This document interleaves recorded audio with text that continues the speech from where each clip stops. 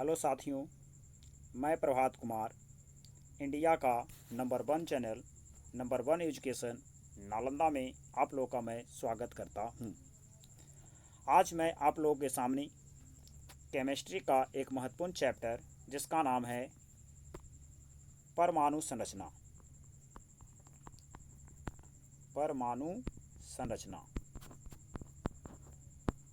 परमाणु संरचना परमाणु संरचना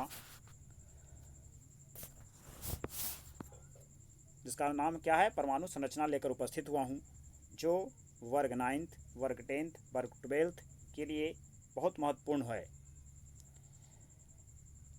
यह जो वीडियो है, यह मैं इसके जो परमाणु संरचना का जो टॉपिक था, मैं इस पर पहले 2 वीडियो बन चुका हूँ, वह बना चुका हूँ। भाग 1 क्या बनाए हैं, भाग 1 बनाए हैं, उसमें कुछ महत्वपूर्ण को लेकर उपस्थित हुआ था। भाग 2 उसमें भी कुछ महत्वपूर्ण प्रश्न थे, यानी सभी का सभी महत्वपूर्ण प्रश्न लेकर उपस्थित हुआ था। आज जो है भाग आपका तीसरा है, आपका भाग तीसरा लेकर आज के सामने उपस्थित हुआ हूँ। भाग 3 मैं प्रभात कुमार आशा करता हूँ कि यह आप लोगों के लिए वीडियो, आप लोगों को यह वीडियो पसंद आएगा। चलिए इसको हम देर न करते हुए इस चैप्टर के महत्वपूर्ण प्रश्नों को हल करते हैं। मैंने दूसरा वीडियो में 72 तक प्रश्नों को लेकर उपस्थित हुआ था। आज का प्रश्न संख्या 73 है। आज मैं 73 से शुरुआत करता हूं। पहला क्वेश्चन क्या है? पहला क्वेश्चन है कॉपर, जिसको अंग्रेजी में कॉपर बोलते हैं, हिंदी में तांबा बोलते हैं। तांबा का सही इलेक्ट्रॉनिक विन्यास क्या है? इलेक्ट्रॉनिक विन्यास ये पहला है आर्गन, डी मतलब 3D9 है, उसके बाद 4s2 है। दूसरा ऑप्शन है आर्गन 3D10 4s1 है। और तीसरा ऑप्शन है आपका आर्गन 4s2 है। चौथा ऑप्शन है आर्गन 4s1 है। यह 4 ऑप्शन है। तो हम लोग इलेक्ट्रॉनिक विन्यास, जो इलेक्ट्रॉनिक विन्यास होता है वह कक्षा में 9th क्लास में पढ़ना है। यह इलेक्ट्रॉनिक विन्यास, अब इसको शॉर्ट फॉर्म में लिखते हैं तो आर्गन का इलेक्ट्रॉनिक विन्यास कितना होता है, यानी आर्गन का परमाणु संख्या कितना होता है? 18 होता है। तो ये 18 तो हो गया, मतलब आर्गन का मतलब क्या हो गया? 18 हो गया। अब आपका जानते हैं कि कॉपर का यानी परमाणु संख्या कितना होता है? कॉपर का परमाणु संख्या 29 होता है। कितना होता है? 29 होता है। तो देखिए आपका 18 हो गया। अब कितना और चाहिए? 18 और 10, मतलब 10 11 और चाहिए। 18 11 29। अब देखिए जोड़ के किसके आते हैं। यह हो गया 18, 18 और 9 हो गया 27, 27 2 29, ये भी सही है। लेकिन अगला है 18 10 28 1 29, ये भी 29 है। इसमें 18 2 20 है, ये तो नहीं होगा। 18 1 19, ये नहीं होगा। अब रह गया ए और बी का ऑप्शन। अब देखिए हम लोग जानते हैं कक्षा को, यानी कक्षा में उप कक्षाएँ होती है। एस होता है, पी होता है, डी होता है और एफ होता है। 4 उप कक्षाएँ होती हैं। तो जो डी होता है, एस कक्षा में अधिकतम 2 इलेक्ट्रॉन रहता है, पी में अधिकतम 6 होते हैं, पी में अधिकतम 6 होते हैं, डी में 10 होता है और एफ में 14 होता है। तो देखिए आपका जो सही आंसर है, क्योंकि डी में 10 होता है अधिकतम, तो आपका ऑप्शन नंबर बी है आर्गन 18, 18 10 28 1 29, यानी ऑप्शन नंबर बी है। डी अपना कक्षा 10 पूरा कर लिया है, इसीलिए 73 का आंसर आपका राइट आंसर बी होगा। आपका 74 नंबर प्रश्न क्या कहता है? रदरफोर्ड के कणों के प्रयोग ने सर्वप्रथम दिखाया कि परमाणु में होता है, क्या होता है? इलेक्ट्रॉन होता है, प्रोटॉन होता है, नाभिक होता है, न्यूट्रॉन होता है। यानी कि अगर इसका आंसर है, अगर इसके आंसर की बात करते हैं तो देखिए इसका आंसर क्या है। सही आंसर आपका कर रदरफोर्ड के अल्फा कणों का प्रयोग ने सर्वप्रथम दिखाया कि परमाणु में क्या होते हैं? नाभिक होते हैं। परमाणु में इलेक्ट्रॉन प्रोटॉन न्यूट्रॉन नहीं होते हैं, परमाणु में नाभिक होते हैं, यानी ऑप्शन नंबर आपका सी। क्वेश्चन नंबर 73, आणविक कक्षा का अभिविन्यास किससे नियंत्रित होता है? पहला है दिगंशी क्वांटम संख्या से, मुख्य क्वांटम संख्या से, चौंकीय क्वांटम संख्या से, और है परचक्रण क्वांटम संख्या से। तो यह आपके राइट आंसर है सी। चुंबकीय क्वांटम संख्या जो होता है वह आणविक कक्षा क्या होता है, अभिनयास होता है, अभिनयास होता है चुंबकीय क्वांटम संख्या से। आपका प्रश्न संख्या 76। एक परमाणु में 3 आधारभूत अवयव होते हैं। एक परमाणु में 3 आधारभूत अवयव होते हैं। कौन कौन होता है? पहला ऑप्शन है प्रोटॉन, न्यूट्रॉन, आयन। दूसरा है प्रोटॉन, न्यूट्रॉन, इलेक्ट्रॉन। तीसरा है प्रोटियम, ड्यूटेरियम, ट्राइटियम। उसके बाद प्रोटॉन, न्यूट्रियोस तथा आयन। अगर इसका देखते हैं हम लोग, एक परमाणु में 3 मौलिक कण से बना होता है, प्रोटॉन जिसको पी कहते हैं, इलेक्ट्रॉन और न्यूट्रॉन। तो इसका राइट आंसर क्या है? बी है। यानी एक परमाणु में 3 आधारभूत अवयव होते हैं, प्रोटॉन, न्यूट्रॉन और इलेक्ट्रॉन। इसका right answer B. Question number 77। एकधा आयनित कार्बन परमाणु के नाभिक में होता है। यानी कि जब कार्बन परमाणु में कितने, पहला ऑप्शन क्या है 6 प्रोटॉन 6 न्यूट्रॉन। दूसरा है 5 प्रोटॉन 6 न्यूट्रॉन। तीसरा 6 प्रोटॉन 6 न्यूट्रॉन 6 इलेक्ट्रॉन। और उसके बाद है 12 प्रोटॉन 6 न्यूट्रॉन 6 इलेक्ट्रॉन। अब देखते हैं कार्बन की जो होता है, कार्बन हम जानते हैं, कार्बन की को हम सी से सूचित करते हैं। कार्बन की परमाणु संख्या 6 होता है, ठीक है, 6 होती है। इसका भार 12 होता है, ठीक है। तो इसमें प्रोटॉन और न्यूट्रॉन पूछ लेते हैं। तो इसमें क्या देख रही है कि अगर हम लोग परमाणु संख्या देखते हैं तो 6 है, यानी प्रोटॉन 6 है, प्रोटॉन की संख्या 6 हो गया, इलेक्ट्रॉन की संख्या भी 6 हो गया, और न्यूट्रॉन की संख्या भी 6 ही होगा। न्यूट्रॉन की संख्या भी 6 ही होगा। न्यूट्रॉन की संख्या, देखिए आपका प्रश्न क्या है, थोड़ा सा मिस हो गया है। करा एकधा आयनित कार्बन परमाणु के नाभिक में क्या होता है। एकधा मतलब कार्बन के ऊपर क्या है, प्लस है, कार्बन के ऊपर एक प्लस चार्ज है। तो यार जब कार्बन के ऊपर प्लस चार्ज होता है तो एक इलेक्ट्रॉन यह क्या करता है, दान कर देता है, तब इसके ऊपर प्लस होती है। तो इसके ऐसे इलेक्ट्रॉन की संख्या 6 है, लेकिन एक यह दान कर दिया तो इसके पास कितना बच गया, 5 बच गया, ठीक है, 5 बच गया। तब देखिए प्रोटॉन की संख्या तो सही रहेगा, तो प्रोटॉन की संख्या आपका 6 ही होगा। न्यूट्रॉन की संख्या 12 में से 6 घटाएंगे तो 6 ही होगा। यानी इसका राइट आंसर देखा जाए तो आपका बी ए होगा। राइट आंसर इसका देखा जाए तो क्या होगा, ए होगा। क्योंकि देखिए 6 प्रोटॉन होते हैं और 6 न्यूट्रॉन होते हैं, लेकिन देखिए 5 प्रोटॉन पूछ रहा है, दूसरा 6 न्यूट्रॉन होता है, 5 प्रोटॉन तो नहीं होगा, तो इसलिए 6 प्रोटॉन। तो यहाँ इसका राइट आंसर ए है, क्योंकि यह कार्बन के ऊपर प्लस पे है, तब इसमें क्या पूछ रहा है, प्रोटॉन और न्यूट्रॉन की संख्या पूछ रहा है। तो इसका राइट आंसर ए होगा। क्वेश्चन नंबर 78 कर रहा है कि निम्नलिखित में कौन से परमाणु का भाग नहीं है, इलेक्ट्रॉन, प्रोटॉन, न्यूट्रॉन या फोटॉन। तो आप देखते हैं कि परमाणु में 3 होते हैं, इलेक्ट्रॉन होता ही है, प्रोटॉन होता है, न्यूट्रॉन होता है, मतलब फोटॉन नहीं होगा। इसका राइट आंसर देखा जाए तो आपका डी होगा। Right answer D. इसका राइट आंसर क्या होगा, इसका राइट आंसर डी होगा। इनमें परमाणु में फोटॉन नहीं होते हैं। क्वेश्चन नंबर 79 कह रहा है आपका,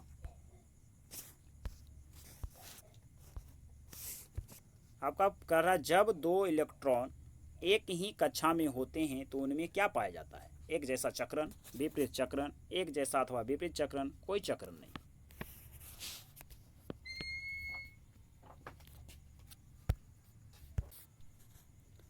जब 2 इलेक्ट्रॉन एक ही कक्षा में होते हैं तो उसमें विपरीत चक्रण पाया जाता है। राइट आंसर बी, यानी विपरीत चक्रण। अगला प्रश्न है क्वेश्चन नंबर 80। निम्न में से किसे विभाजित नहीं किया जा सकता। पहला नाभिक, फोटॉन, धन आयन, परमाणु। तो राइट आंसर बी, फोटॉन को विभाजित नहीं किया जा सकता। फोटॉन को विभाजित नहीं किया जा सकता। क्वेश्चन नंबर 80 हो गया। Question number 81। किसी तत्व के परमाणु की दूसरी कक्षा में इलेक्ट्रॉन की अधिकतम संख्या होती है। दूसरी कक्षा में अधिकतम 8 इलेक्ट्रॉन होते हैं। दूसरी कक्षा में अधिकतम 8 इलेक्ट्रॉन होते हैं। हम लोग जानते हैं 2n² होता है, तो 2n² पर अधिकतम दूसरी कक्षा में 8 इलेक्ट्रॉन होते हैं। क्वेश्चन नंबर 82 आपका प्रश्न है, कार्बन का परमाणु क्रमांक 6, परमाणु भार 12, तो इसमें नाभिक में कितने प्रोटॉन होंगे। तो हम लोग जानते हैं जितना परमाणु संख्या होता है उतना ही परमाणु में प्रोटॉन की संख्या होता है, उतना ही इलेक्ट्रॉन की संख्या होता है। तो परमाणु क्रमांक आपका 6 है, तो प्रोटॉन की संख्या भी आपकी 6 होगी। Right answer A. अगला प्रश्न है क्वेश्चन नंबर 83 आपका 83 करा कि परमाणुक संख्या Z, द्रव्यमान संख्या A, एक परमाणु में इलेक्ट्रॉन की संख्या पूछ रहा है। तो हम लोग जानते हैं परमाणु संख्या मतलब क्या होता है, परमाणु संख्या। यह क्या दिया हुआ है, परमाणु संख्या दिया हुआ है। परमाणु संख्या Z है, तो आप परमाणु संख्या Z है, द्रव्यमान संख्या A है, तो परमाणु में इलेक्ट्रॉन की संख्या पूछ रहा है। तो जितना परमाणु संख्या होता है उतना ही इलेक्ट्रॉन की संख्या होती है। तो परमाणु संख्या Z है, तो इसका इलेक्ट्रॉन संख्या भी Z ही होगा, यानी option number A। Question number 84 करा तत्व 92 यानी यूरेनियम 92-235 में प्रोटॉन की संख्या पूछ रहा है। अभी प्रश्न था कि जितना प्रमाणिक यानी जितना परमाणु संख्या होता है उतना ही प्रोटॉन की संख्या होती है। तो इसमें देखिए परमाणु संख्या कितना है, 92। कितना है, नीचे 92।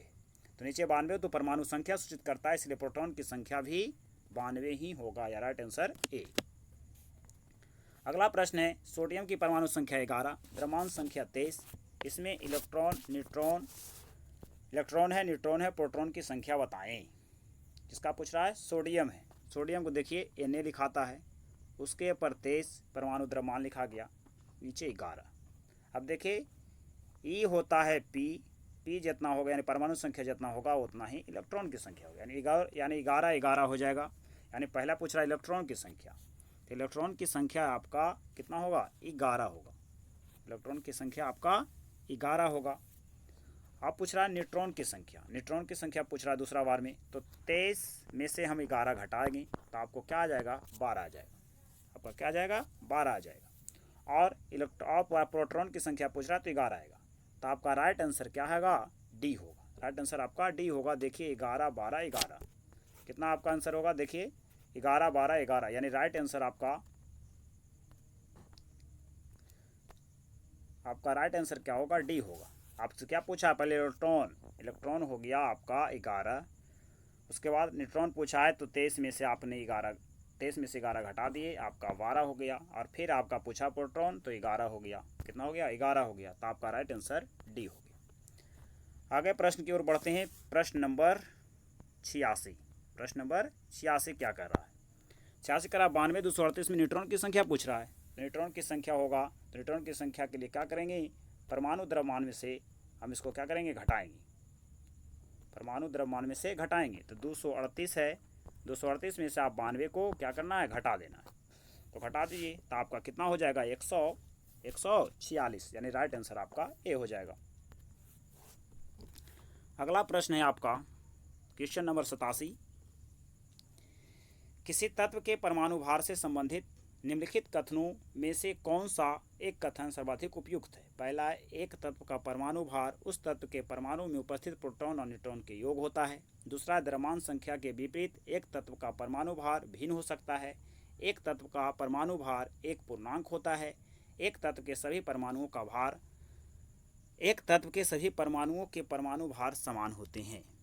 तो इसका राइट आंसर जो है आपका राइट आंसर बी होगा। राइट आंसर क्या होगा, बी होगा कि द्रव्यमान संख्या के विपरीत एक तत्व का परमाणु भार भिन्न हो सकता है। Right answer B. Question number 88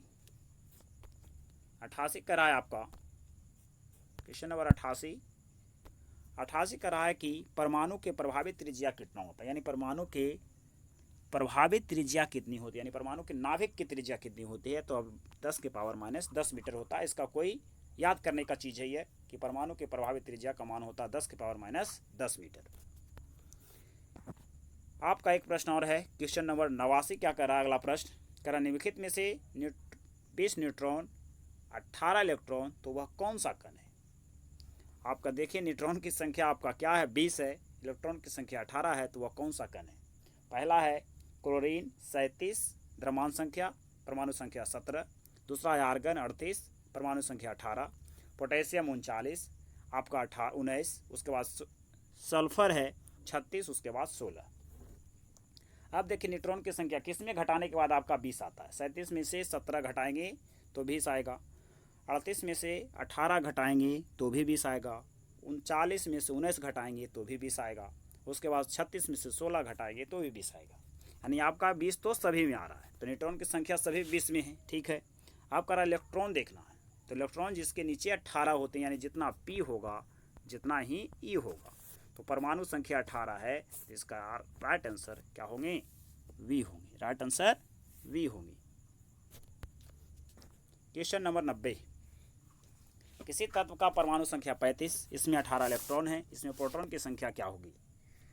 proton की संख्या क्या होगी? परमाणु संख्या 35 है और उसके बाद 18 इलेक्ट्रॉन है, तो प्रोटॉन की संख्या, जब इलेक्ट्रॉन संख्या 18 है तो प्रोटॉन की संख्या भी 18 ही होगा, यानी राइट आंसर बी। 91 नंबर प्रश्न है कि निम्नलिखित में कौन सा इलेक्ट्रॉनिक विन्यास संरूपण धातुओं के लिए है? धातु के लिए है, तो देखिए 2 8, यह तो अक्रिय गैस हो गया। 2 8 18, यह भी आपका अक्रिय गैस के रूप इंडिकेट करता है। 2 8 7, उसके बाद 2 8 18 2, तो इसका राइट आंसर आपका होगा डी होगा, राइट आंसर डी होगा। लेकिन इलेक्ट्रॉनिक विन्यास की बात करें तो इलेक्ट्रॉनिक विन्यास में थोड़ा सा किताब में मिसप्रिंट है। ऐसा कभी भी इलेक्ट्रॉनिक विन्यास लिखाता है तो 2 8 8 उसके बाद जो होती है, लेकिन इसमें 8 ऑप्शन के अनुसार आपका होगा option number D. Option number क्या होंगे? डी होंगे, जो धातु को इंडिकेट कर रहा है। आगे करा क्वेश्चन नंबर 92। किसी तत्व के परमाणु में 2 प्रोटॉन 2 न्यूट्रॉन 2 इलेक्ट्रॉन हो तो उस तत्व के द्रव्यमान संख्या कितनी होगी? अब देखिए करा 2 प्रोटॉन है, 2 न्यूट्रॉन है, 2 इलेक्ट्रॉन है, तो 4 में से 2 घटाएंगे तो 2, 4 में से 2 घटाएंगे 2, 4 में से 2 घटाएंगे 2, तो आपका परमाणु द्रव्यमान क्या होंगे? 4 होंगे, इन्हें द्रव्यमान संख्या 4 होंगे, राइट आंसर बी होगा। Question number 93। Question number 93। इन आवेशित परमाणु में प्रोटॉन की संख्या क्या है? तत्व के परमाणु क्रमांक से अधिक, तत्व के परमाणु क्रमांक से कम, दूसरा परमाणु में इलेक्ट्रॉन की संख्या से अधिक, परमाणु में इलेक्ट्रॉनों की संख्या से कम। आपका 4 ऑप्शन था, सॉरी थोड़ा सा गलत हो गया है। तत्व के परमाणु क्रमांक से अधिक है पहला ऑप्शन, दूसरा है तत्व के परमाणु क्रमांक से कम, तीसरा ऑप्शन है परमाणु में इलेक्ट्रॉन की संख्या से अधिक, और चौथा है परमाणु में इलेक्ट्रॉन की संख्या से कम। परमाणु में इलेक्ट्रॉन की संख्या से कम, तो आपका इसका राइट आंसर जो होगा आपका क्या होगा? डी होगा, यानी परमाणु में इलेक्ट्रॉन की संख्या से कम होता है तब कोई क्या होती है? ऋणावेशित परमाणु में प्रोटॉन की संख्या होती है। क्वेश्चन नंबर 94 करा है कि नाभिक के लिए, यानी नाभिक की खोज के लिए रदरफोर्ड ने जब धातु के पतले पत्र पर अल्फा कणों की बौछार की तो क्या हुआ? अधिकांश अल्फा कण धातु की पन्नी को बिना विक्षेपण करके पार चले गए, सभी अल्फा कण धातु की पन्नी को पार गए, अधिकांश अल्फा कण छोटे कोण बनाकर विचलित हो गए, अधिकांश अल्फा कण वापस विचलित हो गए। क्या हो गए? विचलित हो गए।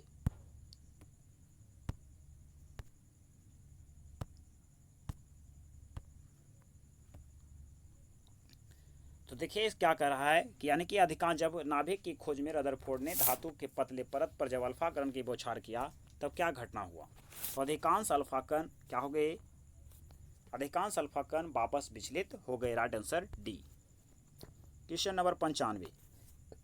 तत्व की प्रकृति को ज्ञात किया जा सकता है इलेक्ट्रॉनिक विन्यास के द्वारा, परमाणु क्रमांक के द्वारा, परमाणु द्रव्यमान के द्वारा, परमाणु भार के द्वारा। अगर तत्वों की प्रकृति जो ज्ञात की जाती है वो इलेक्ट्रॉनिक विन्यास के द्वारा किया जा सकता है, राइट आंसर ए।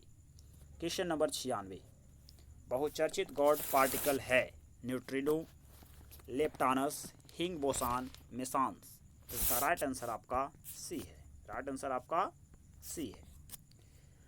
यही परमाणु संरचना के टोटल, शुरू से देखा जाए तो टोटल 96 प्रश्न मैं परमाणु संरचना का पूरा डील किया। यह जो लास्ट वीडियो आज है परमाणु संरचना का, यह बहुत आपके लिए उपयोगी प्रश्न इसमें था। सबसे ज़्यादा VVI प्रश्न इसी में था, और भी बहुत सारे दूसरा वीडियो में भी था, लेकिन यह वीडियो है जो यह बहुत सारे एग्जामों में इससे पूछा गया है। यह जो ऑब्जेक्टिव प्रश्न है यह आपके क्लास 8 से शुरुआत होती है। 8 में भी कुछ पढ़ना है, लेकिन उतना नहीं है। Class 9th, class 10th, class 11th, class 12th और कंपटीशन में तो यह बहुत ही उपयोगी आपके लिए सिद्ध होगा। यह वीडियो आपको पसंद आएगा, यह मेरी इच्छा है कि आपके वीडियो पसंद ही आएगा, क्योंकि मैंने इतना मेहनत करके बनाया आप लोगों के लिए। अगर यह वीडियो आपको पसंद आए तो लाइक करना ना भूलें, अपने दोस्तों को शेयर करें और ज़्यादा से ज़्यादा सब्सक्राइब करें। और यह वीडियो देखने के लिए बहुत बहुत धन्यवाद।